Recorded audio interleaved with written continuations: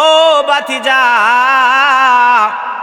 তুমি যদি মুহাম্মদের ধর্ম গ্রহণ করো এই বাড়িতে থাকতে পারবা না। চাচার কথা শুই না ভাতিজা জবাব দিয়ে দিল, প্রয়োজনে তোমার বাড়িতে আমি থাকবো না, তবুও মুহাম্মদের ধর্ম ছাড়বো না।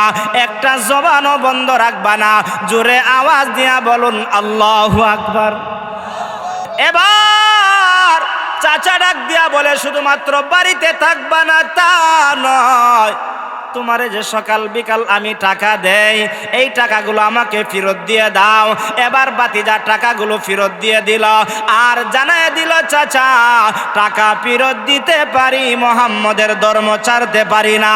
এবার ভাতিজার জবাব শুনে চাচা ডাক দিয়া বলে, সকাল বিকাল যেই পোশাক পরিধান করতা, এই পোশাক তোমার শরীরে থাকতে দিব না, আমার পোশাকগুলো আমাকে ফিরাইয়া দাও। আব্দুল উজ্জা ডাক দিয়া বলে, চাচা পোশাক দিতে পারি গো, কিন্তু মুহাম্মদের ধর্ম ছাড়তে পারি না। এবার চাচা ডাক দিয়া বলে, পোশাক যখন দিয়ে দিলা, এবার তুমি কি বলো, আমার বাড়ি থেকে বের হয়ে যাও। এবার চাচার কাছ থেকে বিদায় নিয়ে বের হয়ে যাবে। এমন সময় চাচা ভাতিজা আব্দুল উজ্জাকে ডাক দিয়া বলে, তোমার পরনে যে লঙ্গিটা আছে, পোশাকটা আছে, পরনের কাপড়টা তুমি আমাকে দিয়ে দাও, কারণ পরনের কাপড়টাও তো আমার টাকার কিনা। এবার ভাতিজা ডাক দিয়া বলে, চাচা লজ্জাস্থান ঢাকার মতন কাপড়টাও দিতে পারি, কিন্তু মুহাম্মদের ধর্ম ছাড়তে পারি না। আল্লাহু আকবার।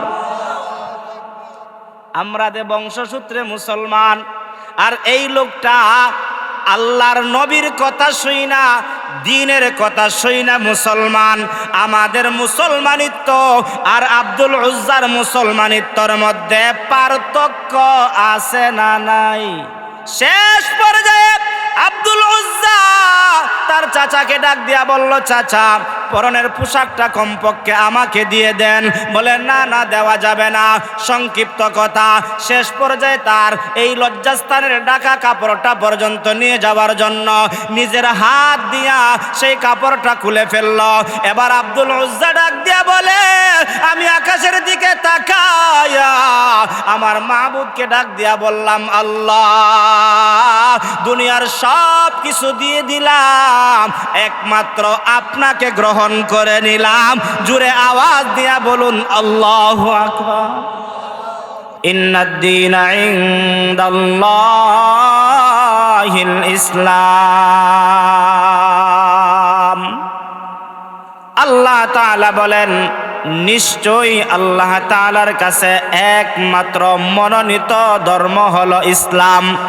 এই ইসলাম ধর্মের গণ্ডির ভিতরে আল্লাহ বিনা চাওয়াতে আমাদেরকে প্রবেশ করাইলেন। একজন মুসলমানের কত দাম, কত দাম! একজন মুসলমান ইমানদার যতদিন পৃথিবীর জমিনে থাকবে, যেই ইমানদার আল্লাহওয়ালা মুসলমানের জবানে একমাত্র আল্লাহ পাকের নাম থাকবে, আল্লাহ পাকের শব্দগুলো উচ্চারণ হবে, ততদিন আমার আল্লাহ সালাম বাজার বলেন, আটালিয়া বলেন, শাহপুর বলেন, শেখপাড়া বলেন, এই যত গ্রাম আছে, যত এলাকা আছে, যত দেশ আছে, যত পৃথিবী আছে, কোন পৃথিবী আল্লাহ ধ্বংস করবেন না। এই কথার দ্বারা প্রমাণ হয়ে যায় একজন ইমানদার মুসলমানের দাম আমার আল্লাহর কাছে আছে না নাই? একজন মুসলমানের কারণে আল্লাহ এই পৃথিবীটা আল্লাহ ঠিকায় রাখছে। আমরা মুসলমান হয়েছি, ইসলামের গণ্ডির ভিতরে আমরা প্রবেশ করতে পেরেছি, সেজন্য আমরা খুশি না বেজার? এরপরে আল্লাহ বলেন, ইসলাম ধর্ম ছাড়া আরো ধর্ম আছে, কোন ধর্মকে কাটো করার জন্য বলি নাই।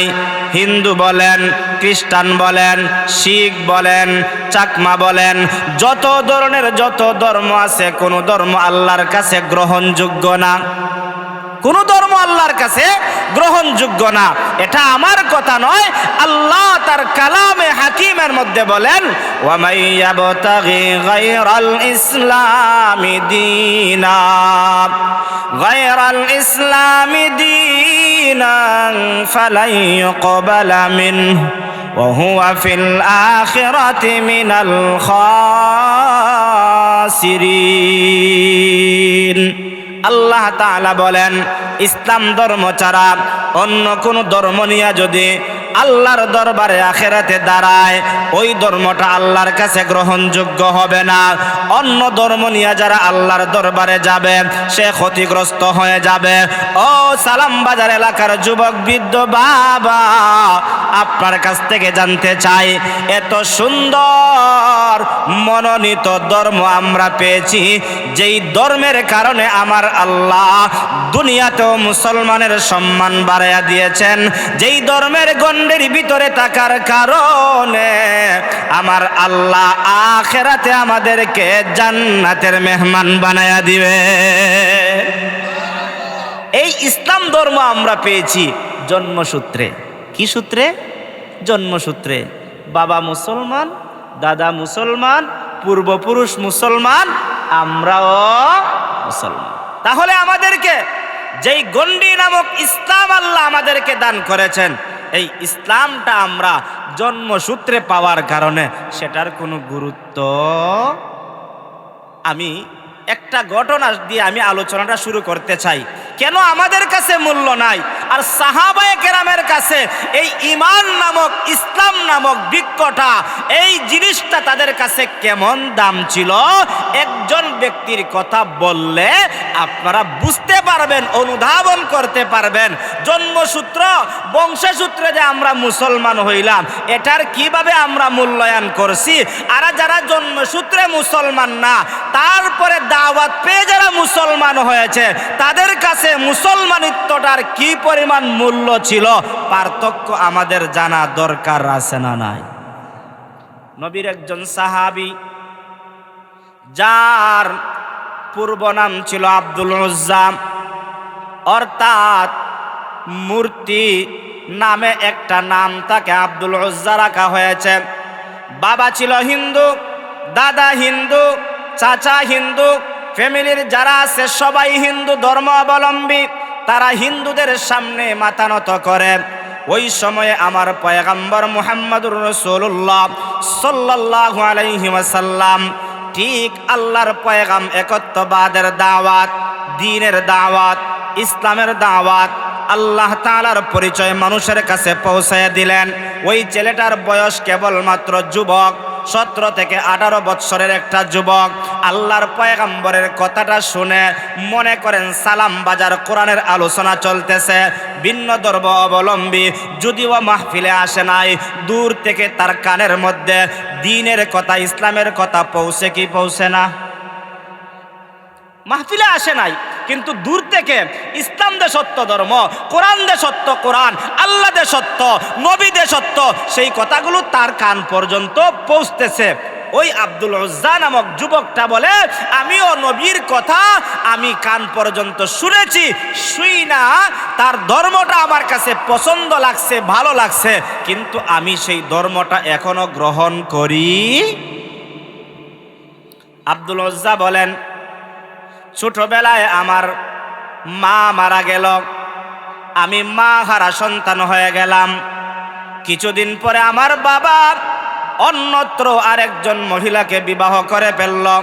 বিবাহ করার পরে আমার বাবা তাকে নিয়ে সংসার করে, আমি সৎ মায়ের ঘরের ভিতরে থাকতে আরম্ভ করলাম। কিন্তু আমার বাবা আমাকে এত মহব্বত করে, ভালোবাসে, এমন শান্তিতে আমাকে রেখেছে। সকালবেলা একটা পোশাক পরিধান করলে, সালাম বাজারে আসার পরে বিকালবেলা যখন আবার বাজারে আসবে, সেই পোশাক পরিধান করে না, আরেকটা নতুন পোশাক পরিধান করে আসে। এই কথার দ্বারা প্রমাণ হয় ছেলেটা অশান্তিতে আছে নাকি শান্তিতে?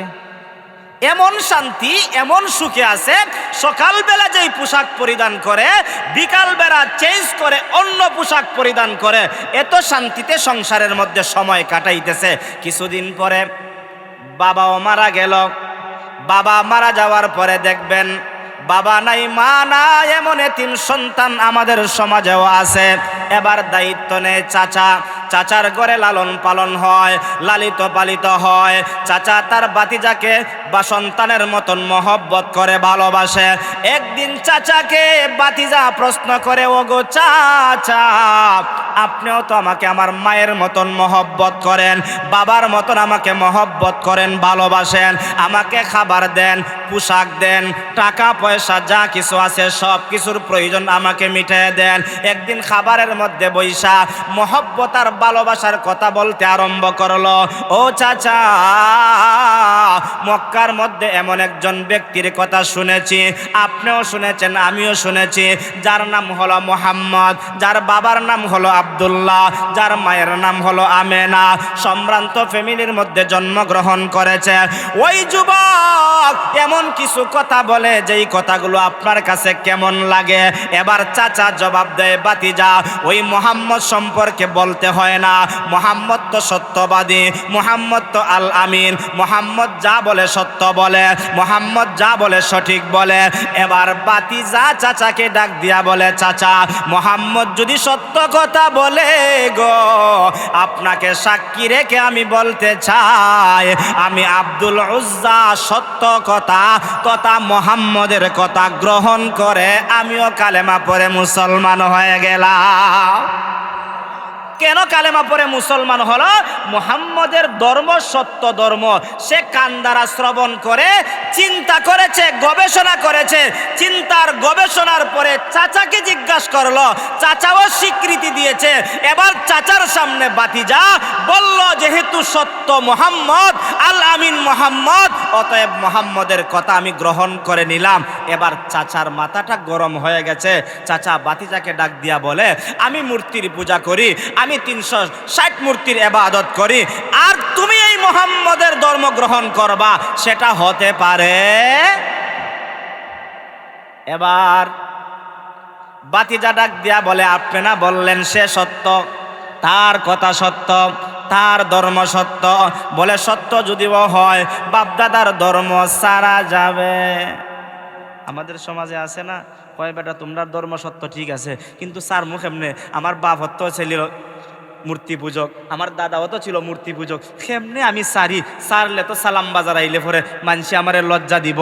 এই লজ্জার কারণে, এই অপবাদের কারণে আমি তোমাদের ধর্ম গ্রহণ করি না। কিন্তু তোমাদের ঈদের নামাজটাও আমার কাছে ভালো লাগে, তোমাদের জোহরের নামাজটাও ভালো লাগে। তোমরা যে জোহরের টাইমে আল্লাহু আকবার, আল্লাহু আকবার বলো, সেই আওয়াজটাও আমার কাছে ভালো লাগে। তোমরা যে কোরআন তেলাওয়াত করো, তোমাদের কোরআন তেলাওয়াতটাও আমাদের কাছে ভালো লাগে। যেই কথাটা বলতেছিলাম, আব্দুল উজ্জা তার চাচাকে বলল, যেহেতু আপনি বলছেন মুহাম্মদের কথা সত্য কথা, মুহাম্মদের ধর্ম সত্য, আমি গ্রহণ করেছি। এবার চাচা বাতিজাকে ডাক দিয়া বলে, হে বাতিজা শোনো, মুহাম্মদের ধর্ম যদি গ্রহণ করো এই বাড়িতে থাকতে পারবে? আব্দুল উজ্জার চাচা ডাক দিয়া বলে, ও বাতিজা, তুমি যদি মুহাম্মদের ধর্ম গ্রহণ করো এই বাড়িতে থাকতে পারবা না। চাচার কথা শুই না বাতিজা জবাব দিয়ে দিল, প্রয়োজনে তোমার বাড়িতে আমি থাকবো না, তবুও মুহাম্মদের ধর্ম ছাড়বো না। একটা জবানও বন্ধ রাখবা না, জোরে আওয়াজ দিয়া বলুন আল্লাহু আকবার। এবার চাচা ডাক দিয়া বলে, শুধুমাত্র বাড়িতে থাকবা না তা নয়, তোমারে যে সকাল বিকাল আমি টাকা দেই, এই টাকাগুলো আমাকে ফেরত দিয়ে দাও। এবার বাতিজা টাকাগুলো ফেরত দিয়ে দিল, আর জানায় দিল, চাচা টাকা ফেরত দিতে পারি, মুহাম্মদের ধর্ম ছাড়তে পারি না।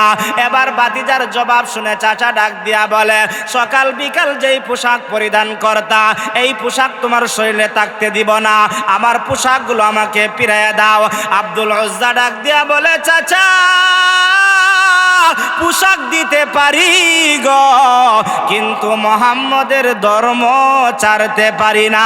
এবার চাচা ডাক দিয়া বলে, পোশাক যখন দিয়ে দিলা, এবার তুমি কি বলো, আমার বাড়ি থেকে বের হয়ে যাও।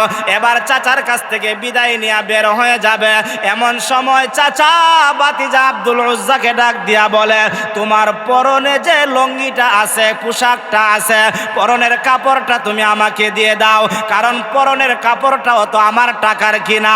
এবার বাতিজা ডাক দিয়া বলে, চাচা লজ্জাস্থান ঢাকার মতন কাপড়টাও দিতে পারি, কিন্তু মুহাম্মদের ধর্ম ছাড়তে পারি না। আল্লাহু আকবার। আমরা যে বংশসূত্রে মুসলমান, আর এই লোকটা আল্লাহর নবীর কথা শুই না, দ্বীনের কথা শুই না মুসলমান। আমাদের মুসলমানিত্ব আর আব্দুল উজ্জার মুসলমানিত্বর মধ্যে পার্থক্য আছে না নাই? শেষ পর্যায়ে আব্দুল উজ্জা তার চাচাকে ডাক দিয়া বলল, চাচা পরনের পোশাকটা কমপক্ষে আমাকে দিয়ে দেন। বলে না না, দেওয়া যাবে না। সংক্ষিপ্ত কথা, শেষ পর্যায়ে তার এই লজ্জাস্থানের ঢাকা কাপড়টা পর্যন্ত নিয়ে যাওয়ার জন্য নিজের হাত দিয়া সেই কাপড়টা খুলে ফেলল।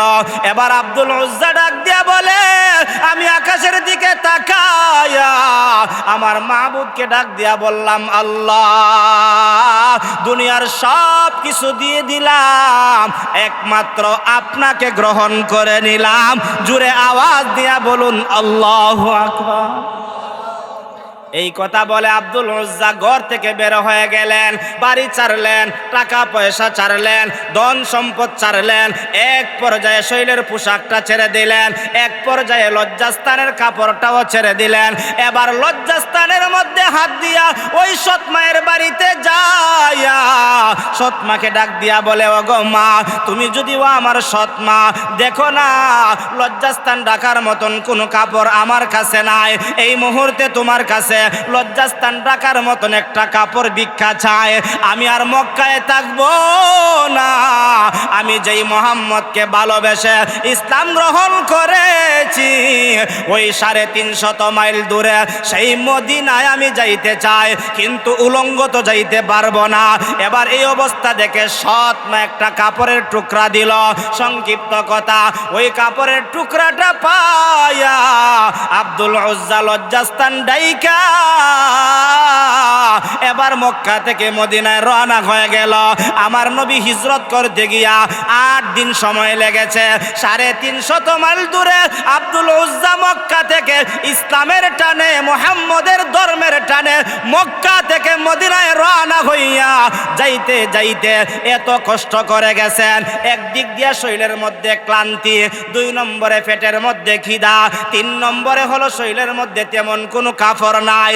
একটা মানুষ যদি হাওর দিয়া হাঁটে অথবা জঙ্গলে দিয়া হাঁটে, তার কষ্ট হবে কি হবে না? এবার আব্দুল উজ্জা মদিনার দিকে রওনা হইয়া মদিনার মধ্যে চলে গেল। মদিনার মধ্যে যাইয়া আসহাবে সুফার দরওয়াজার মধ্যে দাঁড়ায় রইল। ওই সময়ে সরকারে দো আলম নবী সাহাবায়ে কেরামদেরকে নসিহত করেন, সাহাবায়ে কেরামদেরকে নসিহত করেন, জান্নাত জাহান্নামের আলোচনা করেন, দ্বীন ইসলামের কথা বলেন, কোরআনের কথা বলেন, সুন্নাহর কথা বলেন। হঠাৎ করে নবীজির চেহারা মুবারকের চোখের নজরটা দরওয়াজার মধ্যে চলে গেল। নবীজি দেখলেন জীর্ণ শীর্ণ কাপড় পরিধান করা একটা যুবক দাঁড়িয়ে আছে। নবীজি ওই চেহারার দিকে তাকাইয়া যুবকটাকে দেইকা চিনা চিনা মনে হয়। চিনা চিনা কেন মনে হয়? মনেও করেন আমার বাড়ি শাহাপুর, যদিও আমি সালাম বাজারে কম আসছি, হয়তো 2 দিন 3 দিন 4 দিন আসছি, অনেকে আমাকে চিনে না। চেহারা দেইকা হয়তো অনেকে বলতে পারে মনে হয় ওই ছেলের বাড়িটা শাহাপুর হতে পারে, এমন ধারণা হয় কি হয় না? আমার নবী সরকারে দো আলম নবী মক্কায় তো ওই আব্দুল উজ্জার চেহারা দেখেছেন। আব্দুল উজ্জার চেহারা দেইকা আসহাবে সুফার মিম্বরের মধ্যে বৈশা আব্দুল উজ্জার চেহারা দেইকা চিনতে পারলেন সেটা তো ওই যুবক, যেই যুবকের সকালবেলা একটা পোশাক পরিধান করত, বিকালবেলা আর একটা পোশাক পরিধান করত। নবীজি দেইকা আসহাবে সুফার মিম্বর থেকে ওইটা এবার ওই আব্দুল উজ্জার কাছে দরওয়াজার গেটের মধ্যে চলে আসলেন। জিজ্ঞাসা করলেন, যুবক তোমার বাড়ি কোথায়, কোথায় থেকে আসছো? তোমাকে তো চিনা চিনা মনে হয়। ইয়া রাসূলুল্লাহ, ইয়া হাবিবাল্লাহ, আপনারা মক্কায় থাকা অবস্থায় একত্ববাদের দাওয়াত দিতেন, কোরআনের দাওয়াত দিতেন। সেই দাওয়াতটা আমি অন্তরের ভিতরে লালন পালন কইরা আপনার মহব্বতের ভালোবাসা নিয়া আমার চাচার সামনে আমি কালেমা পড়ে মুসলমান হওয়ার কারণে আমার এই দৃশ্য হয়ে গেল। ইয়া রাসূলুল্লাহ, এই দৃশ্যটা হওয়ার কারণে আজকে আমি মক্কা থেকে মদিনায় আসলাম, আপনার কাছে এসেছি। এবার আপনার হাতে হাত রাইখা আমি আব্দুল উজ্জা কালেমা পড়ে মুসলমান হতে চাই। ইয়া রাসূলুল্লাহ, আমাকে এই মুহূর্তে, আগে তো দূর থেকে কালেমা পড়েছিলাম, এই মুহূর্তে আপনার হাতে হাত রাইখা কালেমা পড়ে মুসলমান হতে চাই। নবীজি বললেন ঘরের ভিতরে আসো। ঘরের ভিতরে আসার পরে আল্লাহর পয়গম্বর মুহাম্মদুর রাসূলুল্লাহ সাল্লাল্লাহু আলাইহি ওয়াসাল্লাম গায়ের মধ্যে একটা চাদর ছিল, সেই চাদরটা আব্দুল উজ্জার গায়ের মধ্যে দিয়ে দিলেন। 2 নম্বরে আব্দুল উজ্জার জন্য খাবারের ব্যবস্থা করলেন। আব্দুল উজ্জা বলে, ইয়া রাসূলুল্লাহ, ইয়া হাবিবাল্লাহ, আমি যখন আসহাবে সুফার গেটের মধ্যে দাঁড়াইয়া আপনি সরকারে দু আলম নবী মুহাম্মদুর রাসূলুল্লাহর চেহারা দেখেছি, চেহারা দেখার সঙ্গে সঙ্গে 350 মাইল দূর করে এসেছি। যত কষ্ট ক্লেশ ছিল, যত পেটের খিদা ছিল, আপনার চেহারা দেখার সঙ্গে সঙ্গে আমি আব্দুল উজ্জার পেটের খিদা নিবারণ হয়ে গিয়েছে। আল্লাহু আকবার।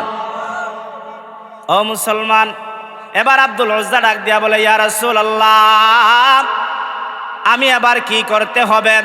আল্লাহর পয়গম্বর বললেন, ও আব্দুল উজ্জা শুনো, তোমার মক্কায় থাকাকালীন সময়ে নাম ছিল আব্দুল উজ্জা।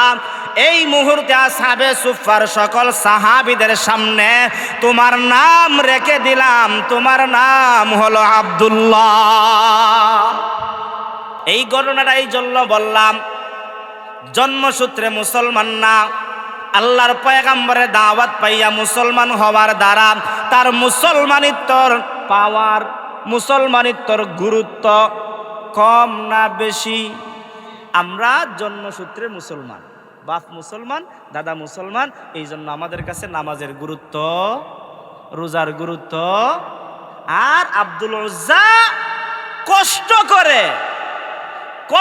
করে দিন তালাশ করে আল্লাহর পয়গম্বরের কাছে কালেমা পড়ে মুসলমান হয়েছেন। ওই আব্দুল উজ্জার ইমানের পাওয়ার কম না বেশি? যেই ইমানের পাওয়ারে মক্কা থেকে মদিনায় নিয়ে গেল, যেই ইমানের পাওয়ারে আব্দুল উজ্জার নাম পরিবর্তন করে আল্লাহর পয়গম্বর আব্দুল্লাহ নাম রেখে দিলেন, ওই আব্দুল্লাহর সম্মান আর মর্যাদা একমাত্র বাড়ায় দিয়েছেন কে? এমন মর্যাদা আমাদের বারক, আমরা চাই কি চাই না? যদি চাই তাহলে আমাদেরকে খাঁটি ইমানদার হওয়া লাগবে। কি হওয়া লাগবে? ইমানদার হওয়া লাগবে। নামাজের আলোচনা শুনছেন, নামাজ ওই ব্যক্তি 5 ওয়াক্ত নামাজ পড়তে পারবে যার অন্তরের ভিতরে ইমানের পাওয়ার থাকবে। ইমানের পাওয়ার নাই, ইমানের দুর্বলতা। আপনি মসজিদের সামনে যাইবেন, তারপর মসজিদে ঢুকার মতন এই মনের ইচ্ছা চাহিদা হবে